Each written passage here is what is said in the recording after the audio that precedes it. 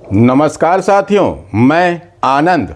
स्वागत है आपका फाइनेंशियल फ्रीडम पाने के सफ़र पर। दोस्तों, आर्थिक आज़ादी सबके घर में हो, सबके जीवन में हो, इसीलिए मेरे वीडियो आपके पास जानकारी को लेकर आते रहते हैं। मेरा लक्ष्य है हर घर में एसआईपी हो, हर घर में म्यूचुअल फंड इन्वेस्टमेंट हो। चलिए बढ़ते हैं आगे, लेकिन उससे पहले मेरा आपसे एक निवेदन, कृपया चैनल को सब्सक्राइब कर दीजिए और नोटिफिकेशन की बटन को ऑन करके ऑल का घंटा दबा दीजिए, जिससे मेरे सारे वीडियो सबसे पहले आपको देखने को मिले। और हाँ, म्यूचुअल फंड को लेके आपके मन में कोई भी सवाल हो तो कमेंट बॉक्स में जाकर लिखें। मैं आपके सारे सवाल पढ़ता हूं और सबका जवाब देता हूं। दोस्तों, आज बात करते हैं कि हमको म्यूचुअल फंड में पैसा लगाने के लिए सब बताते हैं और हमने सीख भी लिया कि म्यूचुअल फंड में पैसा कैसे लगाते हैं, कब लगाते हैं, लेकिन पैसा कब निकालना चाहिए ये भी हमको पता होना चाहिए। अगर हमको ये पता नहीं होगा तो हमारी सारी मेहनत बेकार हो जाएगी और पैसा निकालना अलग अलग लोगों के लिए अलग अलग तरीके से हो सकता है।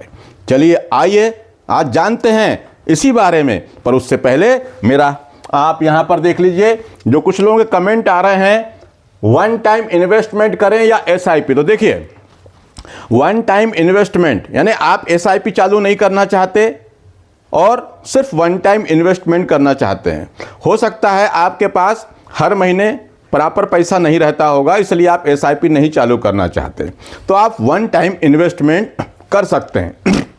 लेकिन इसमें क्या होता है, कई बार हम डिसिप्लिन नहीं रख पाते और हर बार हम सोचते रहते हैं कि अभी नहीं लगाता, मार्केट गिरेगा तब लगाऊंगा। इस तरह से हम इन्वेस्ट नहीं कर पाते। इसलिए मैं ये कहता हूँ कि आपके पास जितना भी पैसा हो, भले ही आप 500 रुपये महीने की एसआईपी करें, 200 रुपये महीने की करें, पर एक एसआईपी, 2 एसआईपी आपकी होना चाहिए। 3 फंड ले लीजिए, 200 रुपये की एसआईपी कर दीजिए। कुछ फंड ऐसे हैं जो 100 रुपये महीने की एसआईपी भी लेते हैं, तो आप ऐसे फंड में इन्वेस्ट करें। उसके बाद जो पैसा आपके पास कभी एक्स्ट्रा बच जाए तो उसको आप वन टाइम इन्वेस्टमेंट करके इन्वेस्ट कर दें। दूसरा सवाल एक अक्सर आता है, एक फंड में इन्वेस्ट। बहुत सारे लोग मेरे पास भेजते हैं, अपना कमेंट करते हैं, उनके पास सिर्फ एक फंड है, एक ही फंड में उनने 50,000, 1 लाख, 2 लाख रुपया लगा दिया है। तो मैं कहूँगा ऐसा मत करिए, अलग अलग फंड में लगाइए। जितना भी पैसा हो, अगर आपके पास 10,000 भी है ना, तो आप उसको 3 से 4 फंड में डिवाइड करके लगाइए।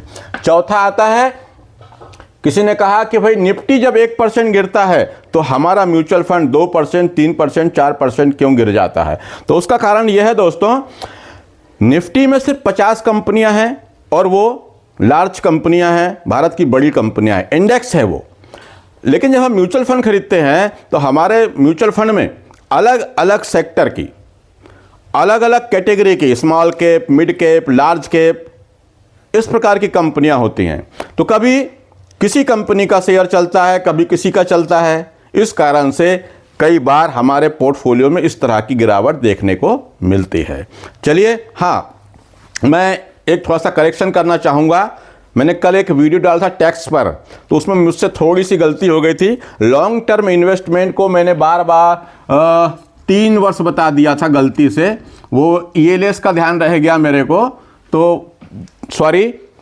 जो लॉन्ग टर्म कैपिटल गेन है वो 1 साल के बाद अगर आप कोई एसेट बेचते हैं तो लॉन्ग टर्म कैपिटल गेन लगता है, और 1 साल से पहले बेचते हैं तो शॉर्ट टर्म कैपिटल गेन लगता है। कृपया करेक्ट कर लीजिए, मेरी तरफ से आपको सॉरी। चलिए, तो आज बात करते हैं कि हमको म्यूचुअल फंड में इन्वेस्ट तो हमने कर दिया और लगातार कर रहे हैं, प्रॉफिट भी दिख रहा है, लॉस भी दिख रहा है, सब सहेलिया, मार्केट की गिरावट भी सब सहेली, कोई डर नहीं लगता।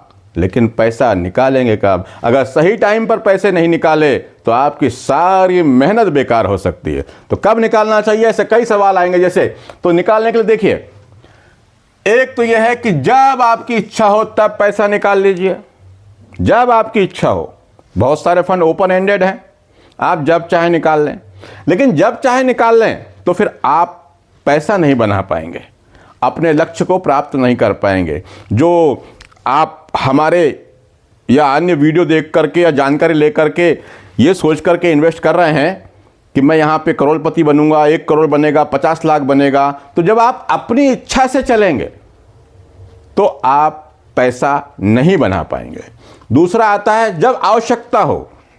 बिल्कुल, जब आपको पैसों की आवश्यकता हो, बहुत ज़रूरी आवश्यकता हो, तो निकाल सकते हैं, वो भी जितना ज़रूरी हो। हाँ, ये भाई पैसा हम जमा क्यों करते हैं कि वक्त आने पे हमारे काम आए। अब हमारे को आवश्यकता पड़ गई, कोई बहुत ज़्यादा इमरजेंसी आए कि उसके लिए हम बैंक से लोन लें, पर्सनल लोन लें, वो उसकी बजाय मैं समझता हूँ दिमाग में तनाव नहीं होना चाहिए। आवश्यकता हो तो थोड़ा बहुत पैसा निकाल सकते हैं। दूसरा आता है कि जब आपका लक्ष्य पूरा हो जाए, मान लीजिए आपने कोई एक लक्ष्य बना के इन्वेस्टमेंट शुरू किया कि मेरे को भाई मकान बनाना है और मकान बनाने के लिए मेरे को 25 लाख चाहिए, तो आप जब आपका 25 लाख का लक्ष्य पूरा हो जाए तो आप अपना पैसा रिडीम कर लीजिए, क्योंकि जब आपका लक्ष्य पूरा हो गया तो आप उसको पूरा कर लीजिए। जैसे अगर हम बड़े इन्वेस्टर हैं तो हमको हर गोल के लिए, हर लक्ष्य के लिए अलग अलग इन्वेस्टमेंट करना चाहिए, ताकि हम हर पैसे को अपने अपने गोल के अनुसार इन्वेस्ट करते रहें, तभी रिडीम करें। दूसरा आता है मार्केट गिरा हो। अब मार्केट गिरा हो, यहाँ पैसा निकालना बिल्कुल उचित नहीं है। ज़रूरत हो तो फिर बात अलग है, बहुत डर लगता हो तो बात अलग है, दिमाग में टेंशन होता हो, घर परिवार में झगड़े होते हों तो फिर अलग चीज़ है। लेकिन मार्केट की गिरावट में रिडीम नहीं करना चाहिए, ऐसा मेरा मानना है। बाकी पैसा आपका है, आप अपने हिसाब से करें, कहीं कोई दिक्कत नहीं। 5वां है मार्केट हाई हो। मार्केट हाई हो तब पैसे निकाल लेना चाहिए, ये भी मैं कहूँगा गलत है। भाई मार्केट में आप लंबे समय के लिए आए हैं तो फिर क्यों निकाल देंगे। कुछ लोग ये सोचते हैं कि मार्केट हाई में मैं म्यूचुअल फंड की यूनिट बेच दूं, मार्केट गिरेगा फिर खरीद लूँगा। ऐसा मौका आपको हर बार नहीं मिलेगा कि आपने रिडीम किया और मार्केट गिरे हुए में आप यूनिट खरीद पाएँ। हो सकता है जब मार्केट की यूनिट सस्ती हो तब आप ना खरीद पाएँ और मार्केट अगले दिन बढ़ जाए। मार्केट को टाइम तो कोई कर नहीं सकता, तो ये भी ठीक नहीं। आप बोलेंगे सर सब तो बता दिया आपने, इतनी बातें कर ली, पर निकालना कब है। तो देखिए, निकालने के लिए ऐसा है, मान लीजिए आप कोई कार चला रहे हैं और आपकी कार, आप कहीं जा रहे हैं, आपकी कार हाईवे पर चल रही है, तो वहां पर आप एग्रेसिव मोड में चलिए, एग्रेसिव होकर चलिए, स्पीड से चलिए, कहीं कोई दिक्कत नहीं।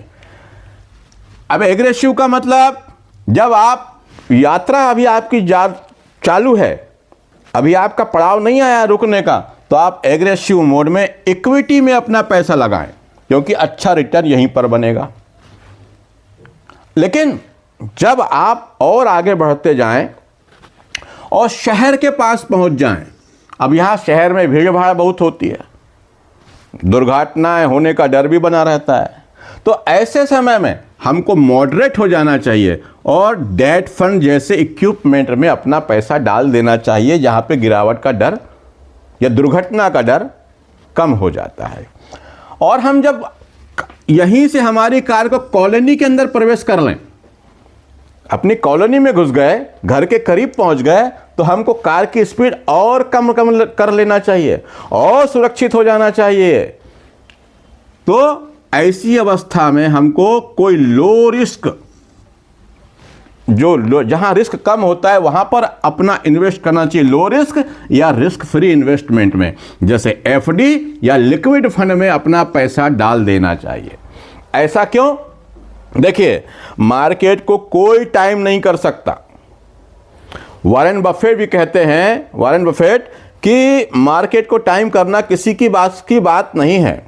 ये लोग जो बताते हैं ना, ये सिर्फ प्रिडिक्शन बताते हैं, कोशिश करते हैं कि ऐसा होगा वैसा होगा, लेकिन क्या होगा, वास्तव में क्या होगा, ये कोई नहीं जानता। पर हाँ, लंबे समय में मार्केट चलेगा, ऊपर जाएगा, ये तय है। अब दुनिया ही ख़त्म हो जाए, प्रलय आ जाए, तब की बात अलग है, बाकी मार्केट को ऊपर ही जाना है।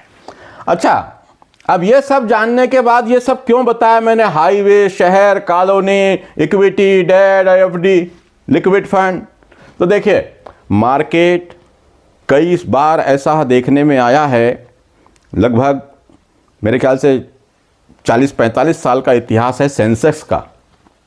इसमें कई बार मार्केट में बहुत बड़ी बड़ी गिरावट हुई, जहां पर लोगों का पैसा आधा हो गया या किसी का प्रॉफिट कम हो गया। अब ऐसे में परेशानी बढ़ जाती है, दिमाग में समस्या उत्पन्न हो जाती है। अब मान लीजिए, क्यों ऐसा करना चाहिए, कब से पैसे निकालना चाहिए, उस पर भी देख लो। तो देखिए, मार्केट कई सालों तक मैंने देखा है कि रेंज बाउंड चलती है, रिटर्न बनता ही नहीं, या कई बार गिरावट में रहती है, 2-2 साल 3-3 साल मार्केट नहीं चलती, रिटर्न नहीं बनते मार्केट में, ऐसा भी होता है। अब मान लीजिए आपने कोई लक्ष्य बनाया कि मुझे 2045 में अपने बेटे या बेटे की शादी करनी है, इसके लिए आप पैसे जमा कर रहे हैं, या आप चाहते हैं कि 2045 में मैं कोई बड़ा मकान बना लूं, फ्लैट खरीदना चाहते हैं, कोई कार खरीदना चाहते हैं। तो यदि आप 2045 में आपका कोई लक्ष्य है जिसको आपको करना जरूरी है, हाँ, इसको अगर आप 2-4 साल बढ़ा सकते हैं तब की बात अलग है, लेकिन आपको करना ही है, तो आपको क्या करना चाहिए? 2042 से, यानी कम से कम 2 से 3 साल पहले अपने पैसे को अलग जगह पे पार्क करना शुरू कर देना चाहिए।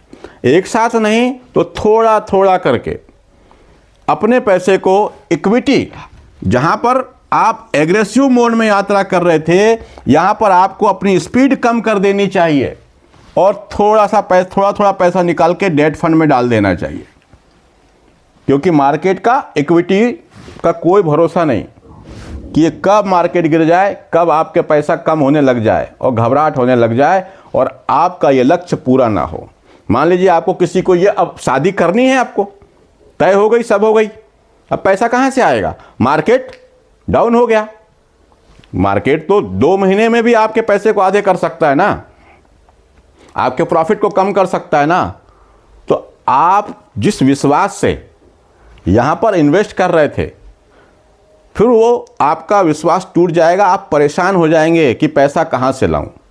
इसीलिए जैसे जैसे आपका लक्ष्य करीब आता जाए, या तो लक्ष्य पूरा हो जाए तो, या फिर आपका लक्ष्य करीब में आते जाए, आपका गोल पूरा हो करीब में आते जाए, तो आप उसके 2-3 साल पहले से इक्विटी से अपना पैसा धीरे धीरे डेट फंड में ट्रांसफर करते जाएं, बिल्कुल, जहां पर रिस्क थोड़ा सा कम होता है। और जब आपकी शादी का या जो भी आपका गोल है, कार खरीदना, मकान बनाना, फॉरेन ट्रिप पे जाना, जो भी कुछ है, तो आप फिर यहां से अपना पैसा निकालकर एफडी में जमा कर दें। जी हां, एफडी में, बैंक में रखें। ये मत सोचिए कि जब मेरा काम आएगा तभी मैं पैसे निकालूंगा, म्यूचुअल फंड रिडीम करूंगा, बिल्कुल मत सोचिएगा। मैं इस वीडियो को पूरा देख लीजिए और अधिक से अधिक लोगों को शेयर जरूर कर दीजिए, क्योंकि मैं बहुत से लोगों को देख रहा हूं, सारे लोग इन्वेस्टमेंट ही कर रहे हैं, लेकिन पैसे कब निकालना है ये जानकारी शायद कम लोगों को है। सबको यही लगता है कि अभी करोड़पति हो जाने दो, पैसा और बनने दो और बनने दो और बनने दो, तब निकाले। नहीं दोस्तों, शेयर मार्केट में ऐसी रिस्क नहीं लेना, म्यूचुअल फंड में ऐसी रिस्क नहीं लेना। आपके लक्ष्य जब आ जाए उसके पहले से आप अपने पैसे को सेफ जगह पर पार्क करना शुरू कर दीजिए। दोस्तों, म्यूचुअल फंड को लेके आपके मन में कोई भी सवाल हो तो कमेंट बॉक्स में जाकर लिखें, मैं आपके सारे सवाल पढ़ता हूं और सबका जवाब देता हूं। दोस्तों, आज के लिए इतना ही। नमस्कार, जय हिंद, जय